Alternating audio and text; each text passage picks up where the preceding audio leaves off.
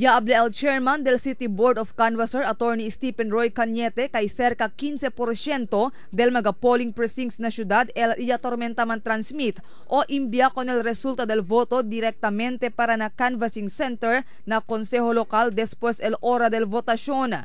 Asugun pa kun Cañete, atormenta imbya resulta cuantos del mga polling precincts na mga island barangay Ilejanos Barrio, incluido el Pangapuyan, Pasilmanta, Tumalutab, Pamukutan y Anuling.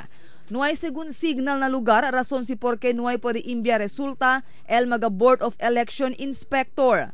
Less than 15% el diaton failed to transmit. El diaton mga island barangays tiene failure of transmission, sabi kita kay expect kita kay negad signal alya. Pero fuera con el mga island Ilejanos barangay, no hay también puede enviar resulta cuantos del mga polling precincts na mga barrio apiki lang na sentro del pueblo, igual el Baliwasan Central School y Escuela Elementaria del Calarian. Especially kung el mga lejanos mga barangay, el mga sarka barangay, tiene lang un poco problema siguro na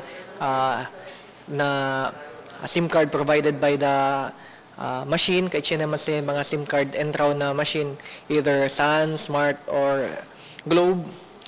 Tiene kita report kay el Globe tormenta man transmit del anoche.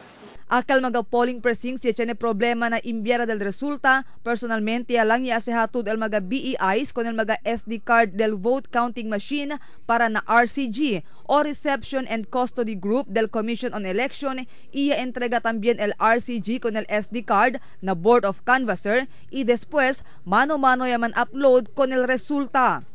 Todo el SD card mandated by the general instructions del COMELEC to necesita po ni el mga BIs adentro na envelope and then man submit aki na RCG, the Reception and Custody Group.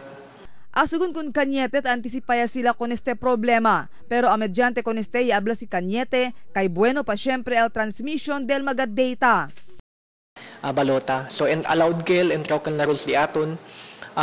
For the transmission, very good el diaton transmission as early as 11:30 PM de anoche, 91% ya kita.